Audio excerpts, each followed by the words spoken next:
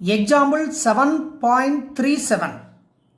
Limit theta tends to 0 of 1 minus cos m theta by 1 minus cos n theta is equal to 1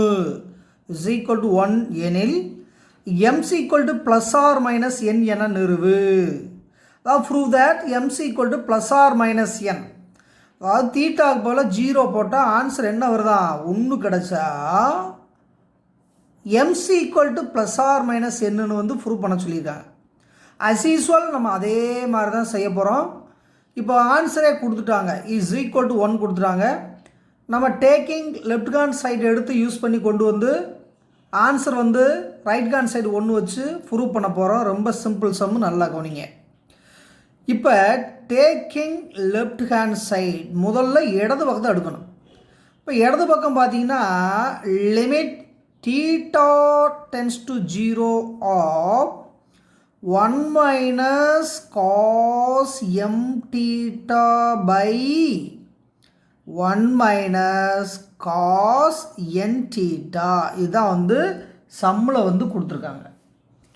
அப்போ இந்த சம்மை பொறுத்தளவுக்கு நம்ம அஸ்யூஸ்வலாக என்ன பண்ணுவோம், தீட்டாவுக்கு போல் 0 அப்ளை பண்ணுவோம். அப்படி 0 அப்ளை பண்ணால் 1 மைனஸ் காஸ் ஆஃப் இந்த தீட்டா 0 போட்டால் அது 0 தான் பை 1 மைனஸ் காஸ் எண்ணுக்கு போல் 0 போட்டாலும் அதே 0 தான். அப்போ காஸ் 1னுடைய மதிப்பு எவ்வளவு 1 பை 1 மைனஸ் காஸ் 0னுடைய மதிப்பு எவ்வளவு 1 தான்.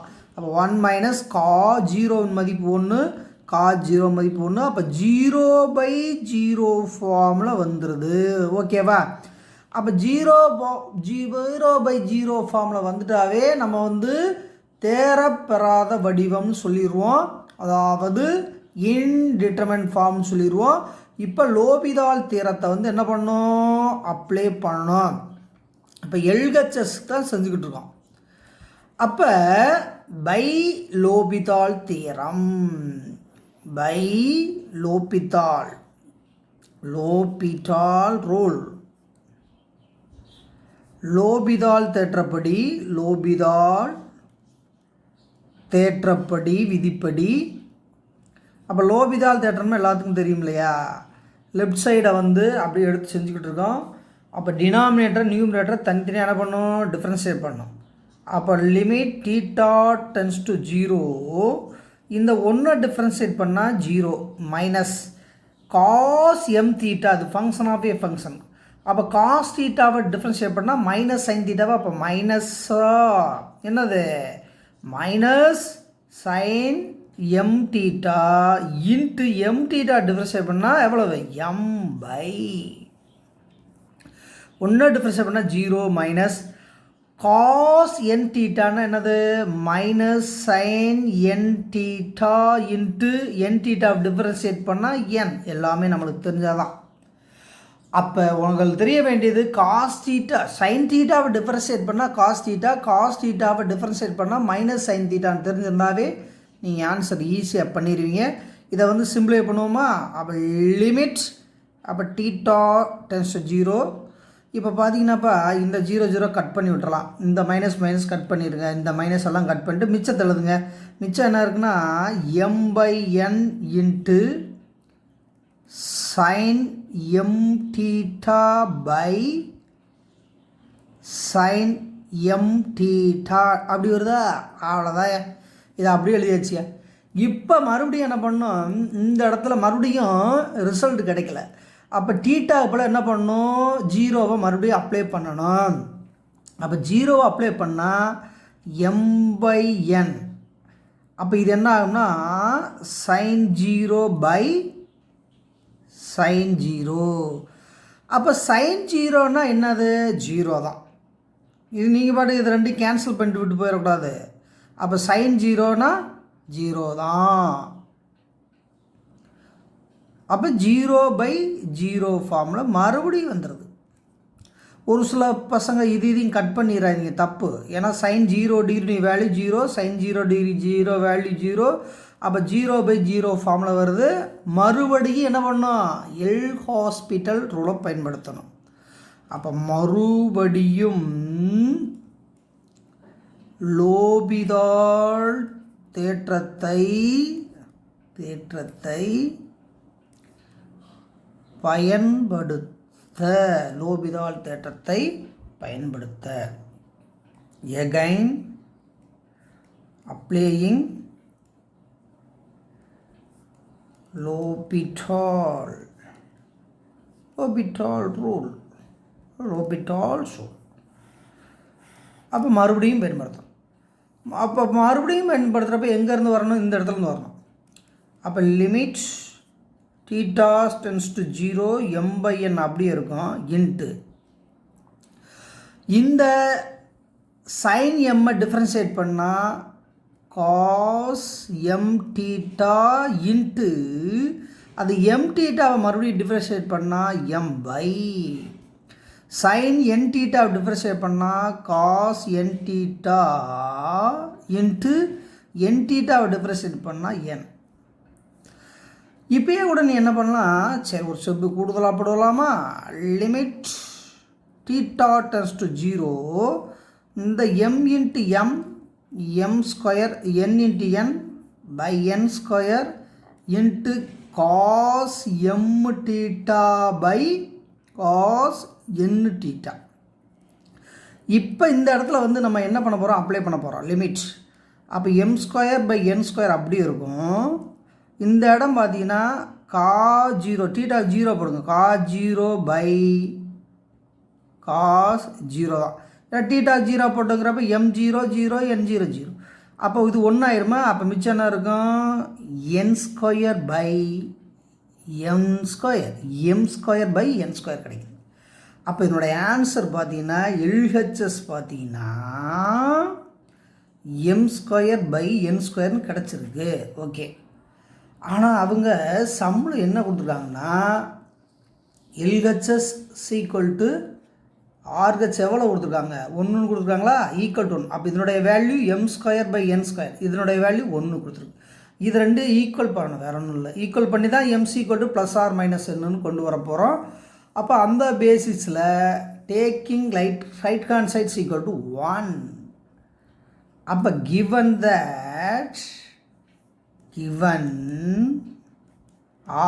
RHS ஈக்குவல் டு 1ன்னு கொடுத்துருக்காங்களா? ரைட்யா. therefore ரெண்டு சமம். ஆன்சர் ஃபைனலைஸ் பண்ண போகிறோம், நல்லா கவனிங்க. அப்போ m square by n square equal to 1. இதை குறுக்க பெருக்குனா m square equal to n square. அப்போ m மட்டும் வேணும்னா ரூட் n ஸ்கொயர். அப்போ ரூட்டை விட்டு ஒரு நம்பர் வெளியேறினா என்ன வரும்? ப்ளஸ் ஆர் மைனஸா? அப்போ M C equal to plus or minus n. இதுவே தேவையான ஆன்சராக கிடச்சிருது. ரொம்ப ஈஸியான சம்ப்பா, நல்லா அண்டர்ஸ்டாண்ட் பண்ணி போட்டால் ஒன்றுமே கிடையாது. ரொம்ப ஈஸியான சம் தான். அடுத்த சம்முக்கு போகலாம். Example 7.38 limits x tends to 1 minus log of 1 minus x by cot pi x. இந்த இடத்துல பார்த்தீங்கன்னா எக்ஸுக்கு பதிலாக 1 பவர் மைனஸ்ன்னு இருக்கா? அப்போ மைனஸ்னால் லெஃப்ட் சைடு எல்லைன்னு அர்த்தம், லெஃப்ட் சைடு லிமிட்னு அர்த்தம். அவன் வந்து எக்ஸுக்கு பதிலாக 1 தான் அப்ளை பண்ண போகிறோம், வேறு ஒன்றும் கிடையாது. அப்படியே அதே கான்செப்ட்லேயே வாங்க. இப்போ லிமிட் அங்கேயே அப்ளை பண்ணிடலாமா? எக்ஸுக்கு பதிலாக 1 அப்ளை பண்ணுங்க. அப்போ log of 1 minus 1 by cot of pi into 1. ஓகேவா? எக்ஸுக்கு போல் 1 போட்டோமா? ரைட். அப்போ லாக் 0 பை காட் பை. அப்போ லாக் 0 என்பது இன்ஃபினிட்டிவ் பை காட் பை என்பது இன்ஃபினிட்டிவ். அப்போ இன்ஃபினிட்டிவ் பை இன்ஃபினிட்டிவ் ஃபார்முக்கு வந்தாச்சு. அப்போ இது தேரப்பெறாத வடிவம், இன்டெட்டர்மினன்ட் ஃபார்ம். அப்போ இன்டெட்டர்மினன்ட் ஃபார்ம்னாவே என்ன அர்த்தம்னா நம்ம லோபிதால் தேரத்தை பயன்படுத்த வேண்டும். அப்போ லோபிதால் தேற்றத்தை அல்லது விதியை, தேற்றப்படி விதியை பயன்படுத்த அப்ளேயிங்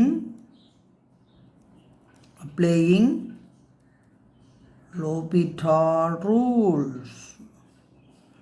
இந்த லோபிதால் தேற்றப்படி இங்கே பாருங்கப்பா, லிமிட் எக்ஸ்டென்ஸ் டு 1 மைனஸ் அப்படியே வச்சுக்கோங்க. இதை தான் என்ன பண்ணணும்? டிஃப்ரென்ஷியேட் பண்ணணும். அப்போ லாக் எக்ஸை டிஃபரன்ஷியேட் பண்ணால் 1/x. அந்த கான்செப்டில் லாக் 1 அதாவது 1/1 - x. நல்லா கொனிங்க, லாக் எக்ஸை டிஃபரன்ஷியேட் பண்ணால் 1/xன்னு தெரியுமில்ல, அந்த பேசிஸில் இங்கே போட்டிருக்கோம். இப்போ லாக் ஆஃப் 1 - xனா 1/1 - x இன்ட்டு இது ஃபங்க்ஷன் ஆஃப் ஏ ஃபங்க்ஷன் உள்ளே இறங்கி ஒர்க் பண்ணணும். அப்போ 1 - xை டிஃபரன்ஷியேட் பண்ணால் -1, ஏன்னா 1 டிஃபரன்ஷியேட் பண்ணால் 0, எக்ஸை டிஃபரன்ஷியேட் பண்ணால் -1 பை காட்டு. அப்போ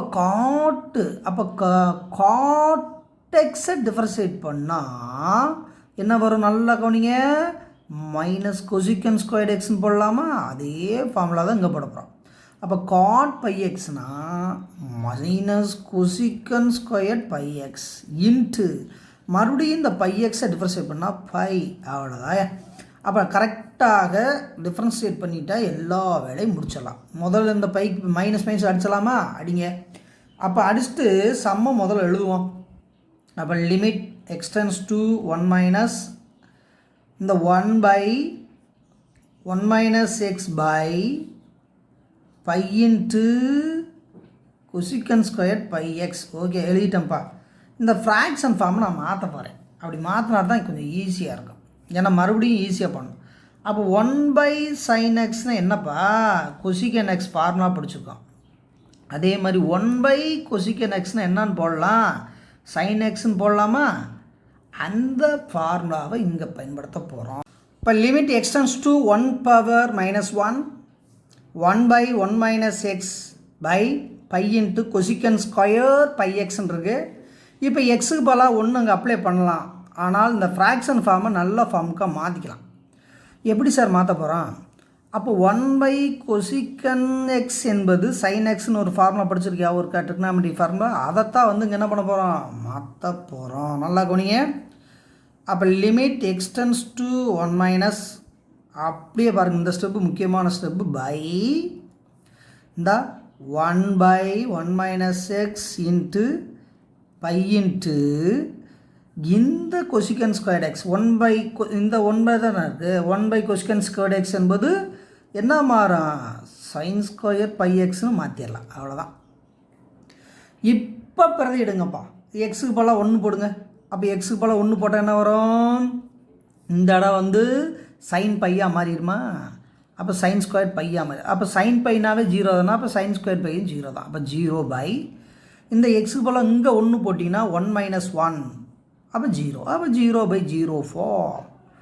அப்போ மறுபடியும் என்ன பண்ணுது? 0/0 ஃபார்முக்கு வந்துடுது. அப்போ இதை சிம்பிளிஃபை பண்ணிட்டோம். எக்ஸுக்கு பதிலாக 1 அப்ளை பண்ணால் என்ன வருது? 0/0 ஃபார்ம் வருது. அப்போ மறுபடியும் லோபிதால் தேற்றத்தை பயன்படுத்த. அப்போ லோபிதால் தேற்றப்படி அகைன் அப்ளேயிங் லோபிதால் ரூல். லோபிதால் ரூலை மறுபடியும் என்ன பண்ண பயன்படுத்தணும்? அப்போ லோபிதால் ரூலை பயன்படுத்தணும்னு என்ன அர்த்தம்னா டிஃப்ரென்ஷியேட் பண்ணணும். மேலே டிஃப்ரென்ஷியேட், கீழே டிஃப்ரென்ஷியேட் பண்ணணும். நல்லா கவனிங்க. ஏன்னா டிஃப்ரென்ஷியேட் பண்ணி இப்போ ஆன்சர் வந்து ஃபைனலைஸ் பண்ண போகிறோம். அப்போ டிஃப்ரென்ஷியேட் பண்ணுங்கள். அப்போ சைன் ஸ்கொயரை டிஃப்ரென்ஷியேட் பண்ணால் காஸ் ஸ்கொயர், மறந்துடாதீங்க. அப்போ சைன் ஸ்கொயர் பையை டிஃப்ரென்ஷியேட் பண்ணால் 2 cos ஸ்கொயர். மறுபடியும் பாருங்கள், இந்த இடத்த மட்டும் ஒரு நிமிஷம் கவனிங்க. சைன் எக்ஸை டிஃப்ரென்ஷியேட் பண்ணால் காசுக்கு டிஃப்ரென்ஸ் சைன் எக்ஸ் எல்லாமே தெரியும். இந்த சைன் ஸ்கொயர் πxை டிஃப்ரென்ஷியேட் பண்ணால் முதல்ல 2 sin πx இன்ட்டு மறுபடியும் என்ன பண்ணணும்? இந்த இடத்த மறுபடியும் பண்ணணும். அப்போ sin πxனா cos πx இன்ட்டு மறுபடியும் இங்கே பண்ணணும். πxை டிஃப்ரென்ஷியேட் பண்ணால் பை. இவ்வளோ ஒர்க் இருக்குது. அப்போ இந்த இடத்த வந்து தெளிவாக கவனிக்கணும், ரொம்ப தெளிவாக கவனிக்கணும். ஏன்னா வந்து சைன் ஸ்கொயர் πx வந்திருக்கு. சைன் ஸ்கொயர் எக்ஸ் வந்தால் கூட ஈஸியாக முடிச்சிடலாம். அப்போ சைன் ஸ்கொயர் πx வந்தனால நல்லா கவனிங்க. அப்போ 2 sin πx, ஓகேவா? அப்போ சைன் ஸ்கொயர் πxனால் 2 இந்த பவரை இறக்கிட்டா. மறுபடியும் சைன் πxை பண்ணால் காஸ் πx. மறுபடியும் இந்த பை எக்ஸை பண்ணால் பை. அப்போ 3 தடவை 1 2 3 தடவை டிஃப்ரென்ஷியேட் பண்ணிக்கணும், மறந்துடாதீங்க. இந்த பை கான்ஸ்டன்ட் அப்படியே இருக்கும். இன்ட்டு 1 மைனஸ் எக்ஸை டிஃப்ரென்ஷியேட் பண்ணால் என்னது, 1 டிஃப்ரென்ஷியேட் பண்ணால் 0, மைனஸ் எக்ஸை டிஃப்ரென்ஷியேட் பண்ணால் -1. அவ்வளோதாப்பா. இந்த பைக்கு அடிக்க மிச்சத்தை எழுதுங்க பார்ப்போம். அப்போ அந்த சைன் ஸ்கொயர் பை எக்ஸை மட்டும் கரெக்டாக என்ன பண்ணும், டிஃப்ரென்ஷியேட் பண்ணிடணும். அதுக்கடுத்து மிச்சத்தை எழுதுவோமா. அப்போ லிமிட் எக்ஸ்டென்ஸ் டு 1 மைனஸ், அப்போ இந்த இடத்துல 2 sine pi x into cos pi x. இந்த மைனஸ் கூட மேலே இப்படியே வச்சுக்கலாமா. இப்போ எக்ஸுக்கு பதிலாக 1 போடுங்க, எக்ஸுக்கு பதிலாக 1 அப்ளை பண்ணலாமா. அப்போ -2 into sine pi of -1 into இந்த இடம் எக்ஸுக்கு பதிலாக என்ன போட்டுருக்கோம், 1 தானே. அப்போ காஸ் ஆஃப் பை ஆஃப் -1. அவ்வளோதான். இப்போ என்ன பண்ணால் இது வரைக்கும் ப்ராக்கெட்டை போடுறோம். அப்போ ஏற்கனவே நீ ட்ரிக்னாமெட்ரியில் படித்ததுக்கு சைன் ஆஃப் மைனஸ் தீட்டா என்பது minus sine theta, cos of minus theta என்பது ப்ளஸ்ஸு காஸ் தீட்டான்னு படிச்சுக்கோம்ல ட்ரிக்னாமெட்ரி ஃபார்முலா. அதைத்தான் அங்கே வந்து அப்ளை பண்ண போகிறோம். அப்போ -2 இன்ட்டு இந்த மைனஸ் அப்படியே வெளியேறும். அப்போ மைனஸு சைன் பை, இது மைனஸ் வெளியே ஏறாது இந்த ஃபார்முலா ப்ராப்ளம். அப்போ காஸ் பை. அப்போ 0 தான் ஆன்சர் இருக்குது. எப்படின்னு சொல்கிறேன். மைனஸ் இன்ட்டு மைனஸ் எவ்வளோ, +2 into sine pi into cos pi. அப்போ சைன் பைனாவே என்னது 0வா. அப்போ 2 இன்ட்டு சைன் பைனா 0 இன்ட்டு காஸ் பைனா எவ்வளவு -1. அப்போ இதனுடைய ஆன்சர் பார்த்தீங்கன்னா 0. அப்போ 0 வர்றதுக்கு இவ்வளோ கஷ்டப்பட்டுருக்கோம் பாருங்கள். அப்போ ஏற்கனவே படிச்சுக்க முடியா. காஸ் n பை என்பது -1/n, சைன் n பை என்பது 0ன்னு படிச்சுக்கோம்ல. உனக்கு நிறையா ஃபார்முலா இந்த ஒரு சம்லேயே சொல்லி கொடுத்துட்டேன். அப்போ இதனுடைய ஆன்சர் எதில் வந்து முடிஞ்சிருக்குப்பா, 0வில் வந்து முடிஞ்சிருக்கு. அடுத்த சம்முக்கு போகலாம். Example 7.39. Limit x tends to 0 + 1/x minus 1/e⁻x -1. அப்போ 0 ப்ளஸ்ஸு. அப்போ 0 எக்ஸுக்கு போல் 0 அப்ளை பண்ணால் நல்லா கவனிங்க, 1/0 மைனஸ் 1/e⁻0 -1. அப்போ 1/0னா என்னது, இன்ஃபினிட்டிவ், மைனஸ் இது 1/0னா இதுவும் இன்ஃபினிட்டிவ் தான். அப்போ இன்ஃபினிட்டிவ் மைனஸ் இன்ஃபினிட்டிவ் ஃபார்மில் இருக்குது. ஏன்னா 0 anything பவர் 0 e⁻0 1 1 - 1 0. அப்போ 1/0 இன்ஃபினிட்டி. அப்போ இன்ஃபினிட்டி ஃபார்ம். இதை சிம்பிளை பண்ணாவே நான் ஏற்கனவே ப்ரீவியஸ் கிளாஸே சொல்லியிருக்கேன். எல்சிஎம் எடுத்து வச்சுட்டா ரொம்ப நல்லதுன்னு சொல்லிட்டுனா. அப்போ லிமிட் எக்ஸ்டென்ஸ் டு 0 ப்ளஸ் இதை எல்சிஎம் எடுத்துகிட்டா கொஞ்சம் நல்லது. ஏன்னா இங்கே u/v போல் இருக்குது, இங்கே u/v இருக்குது. அப்போ குறுக்க பெருக்கிட்டா e⁻x -1, இதை குறுக்க பெருக்கிட்டா -x பை இதை மல்டிபிள் பண்ணிட்டா x இன்ட்டு e⁻x -1. அப்போ இப்போ மறுபடியும் என்ன பண்ணணும், e⁻x போல் 0 போடலாம். இங்கே தான் 0 போட்டு விட்டு வந்துட்டோம் இல்லையா, மறுபடியும் தேவையில்லை. அப்போ 0/0 வந்துட்டாவே யூஸிங் லோபிதால் தியரம். அப்போ லோபிதால் தேற்றப்படி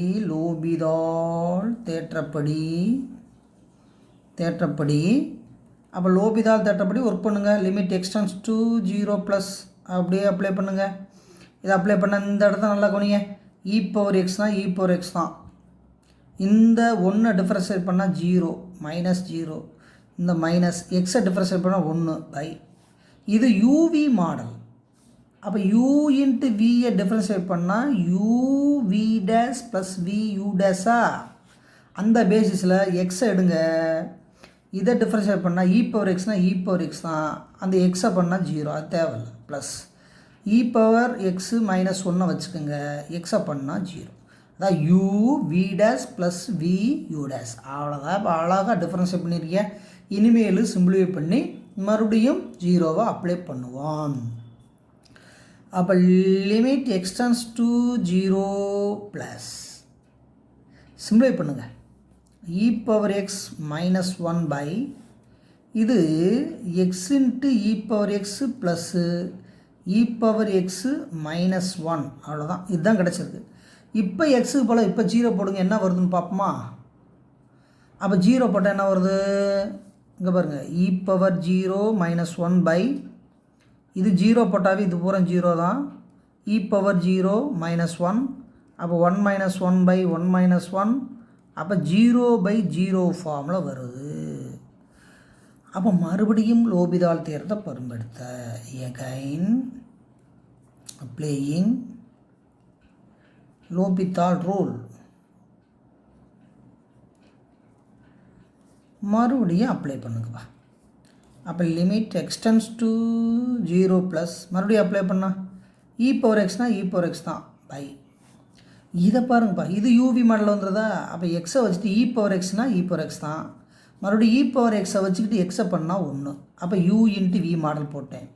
இந்த பக்கம் பார்த்தீங்கன்னா இதுக்கு வாங்க, e⁻x e⁻x தான், அந்த 1 டிஃப்ரென்ஷியேட் பண்ணால் 0, அவ்வளோதான். அப்போ டிஃப்ரென்ஷியேட் பண்ண தெரிஞ்சிருந்தால் தான் போட முடியும். இப்போ என்ன பண்ணலாம், 0 போடுங்க, எக்ஸுக்கு போல் 0 போடுங்க. அப்படியே 0 போட்டால் என்ன வரப்போகுது? அப்போ நல்லா கொண்டீங்க, 0 போட்டிங்கன்னா எக்ஸுக்கு போல் 0 போட்டால் e⁻0/0 போட்டாவே இது வரைக்கும் 0 தான். இது e⁻0 ப்ளஸ்ஸு இது e⁻0 தான். அப்போ e⁻0 1 e⁻0 1 + 1. அப்போ ஆன்சர் என்ன வந்திருக்கு? அரை வந்திருக்கு. அப்போ இதனுடைய ஆன்சரு 1/2 ஆன்சர் முடிச்சிருக்கு. அப்போ எவ்வளவு சிக்கலாக இருந்தாலும் கான்சன்ட்ரேட் பண்ணி செஞ்சால் அந்த சம்முக்கு ஈஸியாக ஆன்சர் கண்டுபிடிச்சிடலாம். ஓகேவா? அடுத்த சம்முக்கு போகலாம். எக்ஸாம்பிள் 7.40 வெரி வெரி இம்பார்ட்டன்ட் சம்மு. இது பப்ளிக்கில் நிறைய தடவை கேட்டிருக்காங்க, கொஞ்சம் நல்லா கொனிங்க. அப்போ limit x tends to 0 plus x × log x, x × log x. நான் முதல்ல சொல்லிட்டேன், இது வந்து யூவி வடிவத்தில் இருக்குது, u × v ஃபார்மில் இருக்குது. அப்போ u/v ஃபார்முக்கு என்ன பண்ணணும்? மாற்றி செய்யணும். அப்படின்னா தான் ஆன்சர் கரெக்டாக வரும். லிமிட் அப்போ extends to 0 plus x × log x எப்படி போடலாம்? log of 1/xன்னு போடலாமா? அப்போ இதனுடைய மதிப்பு மாறவே மாறாது, log x/1/x. அப்போ இந்த 1/xஐ ரெசிப்ரோக்கலாக போட்டால் தானே வரும், மறந்துடாதீங்கப்பா. அப்போ x × log xனாலும் log x/1/xனால் ஒன்று தான். இப்போ எக்ஸுக்கு போல் 0 போடுங்க, அப்போ log 0/1/0. log 0னா இன்ஃபினிட்டிவ், 1/0னா இன்ஃபினிட்டிவ். அப்போ இன்ஃபினிட்டிவ் ஃபார்மில் வருது. இப்போ தேரப்பெறாத வடிவத்தை பெறுகிறது, இன்டெண்டர் ஃபார்முக்கு வந்தது. இப்போ லோபிதால் தேற்றப்படி லோபிதால் தேற்றத்தை மறுபடியும் யூஸ் பண்ணும். அப்படி யூஸ் பண்ணால் limit x tends to 0 plus by L'Hopital theorem log x differentiate பண்ணால் 1/x பை இந்த 1/x டிஃப்ரென்ஷியேட் பண்ணால் -1/x². பல தடவை சொல்லிட்டேன். log x டிஃப்ரென்ஷியேட் பண்ணால் 1/x, இதுவும் நிறைய தடவை சொல்லிட்டேன், மறந்துடாதீங்கப்பா. அப்போ log x டிஃப்ரென்ஷியேட் பண்ணால் 1/x, 1/x டிஃப்ரென்ஷியேட் பண்ணால் -1/x². இனிமேல் இது என்ன பண்ணணும்? மாற்றி போடும். அப்போ லிமிட் எக்ஸ்டென்ஸ் டு 0 ப்ளஸ் இந்த 1/x அப்படியே வைங்க, இதை -1/x² மாற்றி போட்டால் அப்போ x²/1, இந்த மைனஸை மட்டும் மறக்காமல் என்ன பண்ணிடணும்? அப்ளை பண்ணிடணும். இப்போ பார்த்தீங்கன்னா எக்ஸ் இருக்குது, இங்கே x² இருக்குது, ஒரு எக்ஸை கட் பண்ணிட்டோம்னா என்ன வருது? Limit x tends to 0 plus of -x வருது. இப்போ நீங்கள் ஃபுல்லாக பண்ணுங்கள், எக்ஸுக்கு போல் 0 போட்டால் அப்போ என்ன வருது? -0. Answer minus. எக்ஸுக்கு போல் 0 போட்டால் ஆன்சர் 0. தேர்ஃபோர் இதனுடைய answer limit x tends to 0 plus x × log of x = 0. It is a very very very most important sum. நல்லா கவனிச்சு பார்த்துக்கோங்க. அடுத்த சம்முக்கு போகலாம். Example 7.41 limit x tends to infinity. அப்போ x² + 17x + 29/x⁴. அப்போ எக்ஸுக்கு போல் இன்ஃபினிட்டி போட்டாவே எல்லாமே இன்ஃபினிட்டி ஆயிரும். நம்பர் இருந்தாலும் சரி இல்லாலும் சரி எல்லாமே என்ன ஆயிரும்? இன்ஃபினிட்டியாக மாற்றப்பட்டு விடும். ஓகேவா? சரி, இன்ஃபினிட்டி ஃபார்ம். அப்போ இன்ஃபினிட்டி ஃபார்ம் வந்தாச்சு. எப்படி சார் போட்டிங்கன்னு கேட்குறீங்களா? இன்ஃபினிட்டிவ் போட்டாவே முடிஞ்சுப்பா. அப்படியே நம்பரோட இன்ஃபினிட்டி சேர்ந்தாவே இன்ஃபினிட்டி பை இன்ஃபினிட்டி ஃபார்ம் தான். இப்போ லோபிதால் தியரத்தை பயன்படுத்த அப்போ லிமிட் எக்ஸ்டென்ஸ் டு இன்ஃபினிட்டிவ். அப்போ லோபிதால் தியரம்னா என்ன? டிஃப்ரென்ஷியேட் பண்ணுறது தான். அப்போ எக்ஸ் ஸ்கொயர்னா 2x, 17xனா 17, 29 டிஃப்ரென்ஷியேட் பண்ணால் 0. அப்போ எக்ஸ் பவர் 4னா என்னப்பா? 4x3. ஓகேவா? அப்போ இதை டிஃப்ரென்ஷியேட் பண்ணி போட்டிருக்கேன். எக்ஸ் ஸ்கொயர்னா 2x, 17xனா 17, 20yனா 0. எக்ஸ் பவர் 4ங்கிறப்ப என்ன வர போகிறது? 4x3. ஓகே, மறுபடியும் இந்த எக்ஸு போல் இன்ஃபினிட்டி போட்டிங்கன்னா இங்கே இன்ஃபினிட்டி இங்கே இன்ஃபினிட்டி வருதா? அப்போ இன்ஃபினிட்டி பை இன்ஃபினிட்டி ஃபார்மில் எழுதிட்டோம். ஓகே, மறுபடியும் லோபிதால் விதிப்படி அப்ளையிங் again லோபிதால் ரூல். மறுபடியும் லோபிதால் ரூலை பயன்படுத்தும். அப்போ limit x tends to infinitive 2x differentiate பண்ணால் 2, 4x3 எவ்வளோப்பா? 12x². 12x². இப்போ மறுபடியும் என்ன பண்ணோம்? இன்ஃபினிட்டியை எக்ஸு போல் இன்ஃபினிட்டி போட போகிறோம். அப்போ இந்த இடத்த ஒரு நிமிஷம் நல்லா தெளிவாக கொண்டீங்க. இந்த இடத்துல இல்லை, ஒன்றும் பிரச்சனை இல்லை. அப்போ இந்த x² தானே இன்ஃபினிட்டி போடணும். அப்போ x² என்பது 1/0². ஏன்னா x² தான் இன்ஃபினிட்டி. அப்போ இன்ஃபினிட்டி ஸ்கொயர். அப்போ 1/0². அப்போ 1/0² தான் இன்ஃபினிட்டிவ். அப்போ மறக்காமல் என்ன பண்ணுங்கள்? 2/12 × 1/0. 12 × 1/0. அப்போ 2/12 இதை தலைகீழாக மாற்றி போட்டால் 0/1. அப்போ 0/anything = 0. 0/anything = 0. இந்த x² போலாக 1/0 போட்டிருக்கோம். ஏன்னா 1/0 தானே இன்ஃபினிட்டிவ். அப்போ இன்ஃபினிட்டி ஸ்கொயர்டு x² 1/0². அப்படியே தலையாக மாற்றி போட்டால் நம்மளுக்கு ஆன்சர் என்ன வருது? 0 வருது. அடுத்த சம் போகலாமா? ரெடி ஆகிக்கங்க. Example 7.42. Limit x tends to infinity e⁻x by x⁻m. இந்த m belongs to n. இது வந்து நேச்சுரல் நம்பர். ஓகே, இப்போ சம்மு பார்த்தீங்கன்னா லிமிட் எக்ஸ்டென்ஸ் டு இன்ஃபினிட்டி கொடுத்துருக்காங்க. e⁻x by x⁻mன்னு கொடுத்துருக்காங்க. இந்த எக்ஸுக்கு பதிலாக இன்ஃபினிட்டி போட்டிங்கன்னா e⁻∞ by x பவர், அப்போ e⁻m இன்ஃபினிட்டி பவர் m அப்படிங்கிறப்ப e⁻∞ by இன்ஃபினிட்டி ஃபார்முலா வந்துடுது. அப்போ இன்ஃபினிட்டிவ் அப்ளை பண்ணாவே இன்ஃபினிட்டி பை இன்ஃபினிட்டி ஃபார்ம். இந்த எக்ஸுக்கு போல இன்ஃபினிட்டி போட்டுக்கா. அப்போ இன்ஃபினிட்டி பவர் m e⁻∞. அப்போ e⁻∞ என்னது? Infinitive.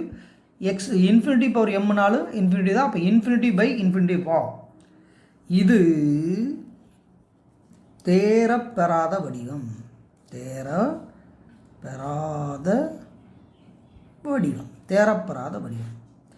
It is indeterminate form.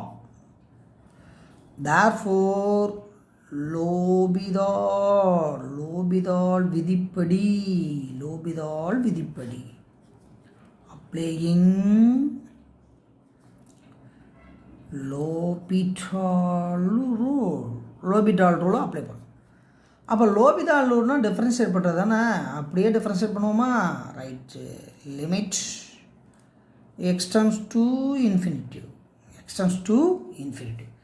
அப்போ e⁻x டிஃப்ரென்ஷியேட் பண்ணால் e⁻x தான்.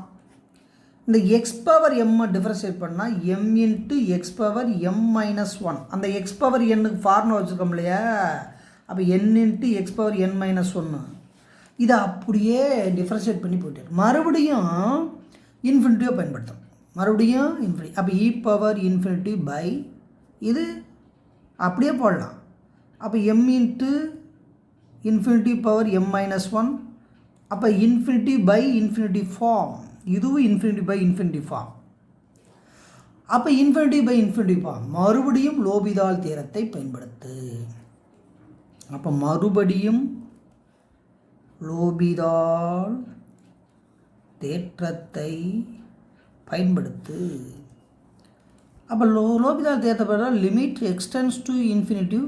அப்போ e power infinity, e power எக்ஸ்னால் இ பவர் எக்ஸ் தான் ஐ.